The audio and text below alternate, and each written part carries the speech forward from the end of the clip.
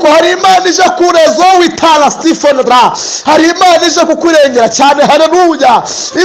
Mureke dusoma amagambo y'Imana dusanga mu gitabo cy'Abami ba mbere bice 19:8. Haravuze ngo nuko arabyuka ararya aranywa, iyo nda ayigenderaho iminsi 40 n'amajoro 40, agera i Horebu ku musozi w'Imana. Mwakeneza amagambo y'Imana. Uyu ni umugabo witwa Eliya, mwese muramuzi. Uyu mugabo Bibiliya yavuze ngo igihe kimwe ngo haje kuba abahanuzi ba Bayali 850, ngo barazamuka bagera ku musozi ahantu bita Karumeli, mwese murahazi. N'abahanuzi ba Bayali ngo Eliya yavuze ngo ndaza ndumwe, mwebwe muze kuza uko mungana kose. Eri impamvu yaravuze ngo araza kuza rumwe niyihe mpamvu?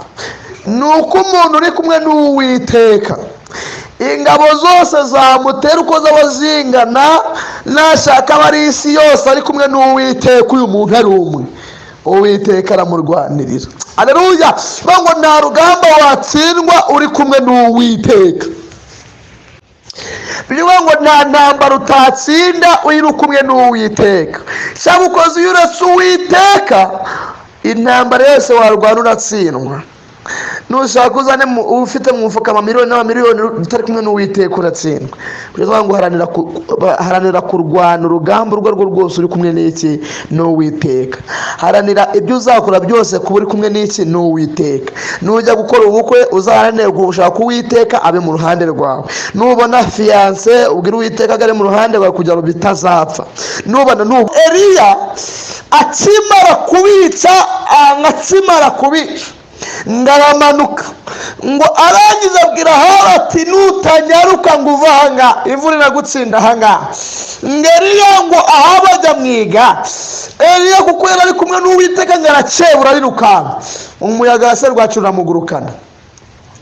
Ngarangize ngaca kuri Ahabu kuko yari kumwe n'Uwiteka, amucaho. Ngakimara kugera ageze ngo muri ako kanya ngo Ahabu akigera mu rugo abwira umugore amubwira ati abantu b'abahanuzi bose bahabishe. Atase bari abahanuzi, ati bose bahabishe. Atase ni n'ababishe, ati n'umugabo witwa Eliya. Aravuga ngo uwo Eliya wishe abahanuzi banje 850 ba Bayali, nintamwica ngo muhonye n'abahanuzi yishe, Imana zanjye zibimpura. Eliya kibyumva ngo barirukanze, niyaha agaciro Imana yamuhaye kwica abahanuzi ba Bayali 850, ahubwo hagaciro ibyo umugore witwa Ezerera avuze. Bicaze kwanga abantu bari kwibagirwa iby'Imana akoze cyagiye hashize, bakibuka ikibazo Satani abazanaye ku kanya, bakagira ubwoba bw'iminsi n'ibihe. Kandi ntibibuke Imana akoze cyagiye butari buce, ryajoro butari buce, ariko Imana ikarikesha.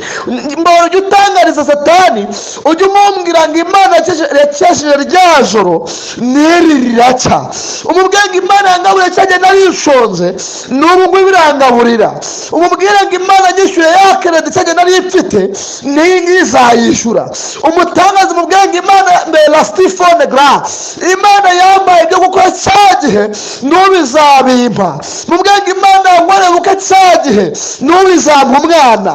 Umubwenge Imana sado witala Stephen, Imana yije bwa burwayi cyagihe n'ubu birabukiza. Imana jya wirya kubazimu, jya wirata ku badayimoni, ntaga gutera ubwoba bakwereka igihe uhagazemo. Ahubwo jya buka Imana kurengera cyagihe, numara kwibuka uyitura agaciro ko n'ibyo kibazo uhagazemo yace kurinda.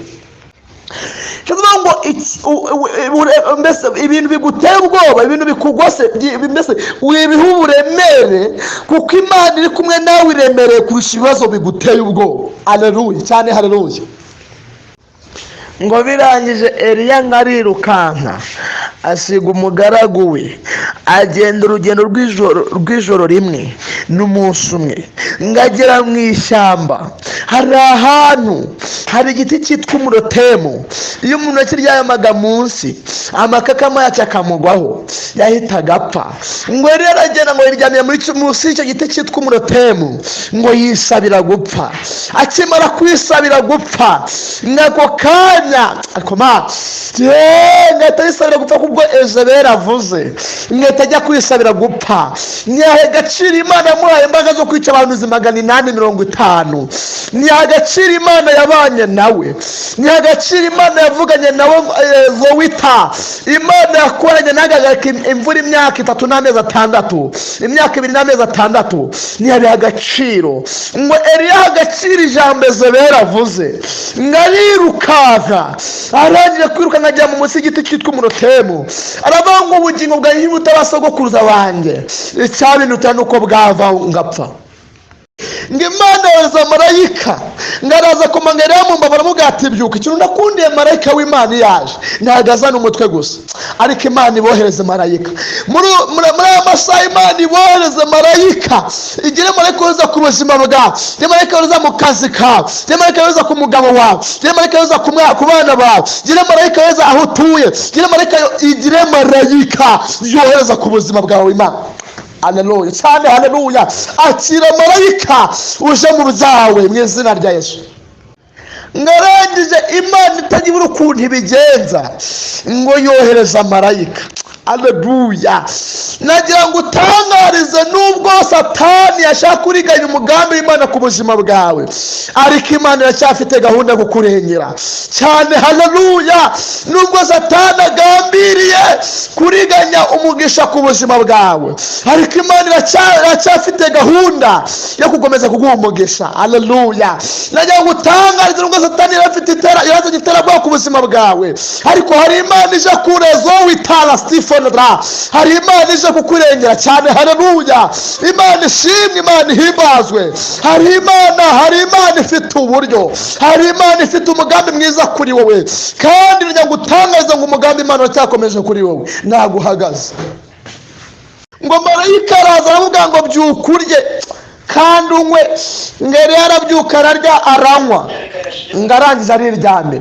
Byari bisobanuye iki? Byari bisobanuye ko ari igihe Imana itabara umuntu yagize akaryama akidamararira, akibagirwa ineza y'Imana. Ariko ndagira ngo nkubwire ngo ineza Imana igiye kukuzanira ntiwibagirwe, ahubwo wibuke aho Imana ikuvanye, wibuke ibyo Imana yagukoreye, wibuke ko Imana ariyo yakugaburiye wari ushonje, wibuke ko Imana ariyo yakwishyura kredi, wibuke ko Imana ariyo yakurinze, wibuke ko Imana ariyo yagukije amasasu, wibuke Imana ko yagiye kurinda impfu. Wibuke Imana. Ngo marayika aza bwa kabiri Eliya amaze gusinzira, avuga ngo Eliya byuka urye unywe kandi ukomeze, urugendo ruracyawukomeye n'ururerure. Tuvuga ngo hari marayika Imana yaje bwa kabiri. Tuvuga ngo nta mahirwe ya mbere yatakara ku muntu w'Imana, Imana igizana amahirwe ya kabiri ku muntu w'Imana. Haleluya. Imana igizana amahirwe ya kabiri ku muntu wa nimwakira amahirwe ya kabiri aba yatakaje ya mbere. Nimwakira amahirwe ya kabiri, kandi amahirwe ya kabiri aje aruta ya mbere ubwiza mu izina rya Yesu. Nimwakira amahirwe ya kabiri. Narizo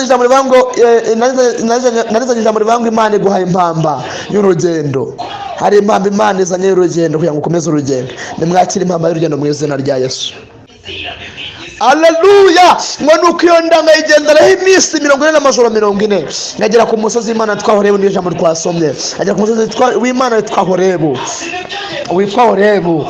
agera ku musozi w'Imana witwa Horebu. Ngo birangize ngako kanya ndagera aho ngaho. Ibyo bishatse gusobanura iki? Ibyo bishatse gusobanura ngo Imana itaraza, iyo Imana itarasoza umugambi wayo ku buzima bw'umuntu yavuganye nawe, imutungisha amana.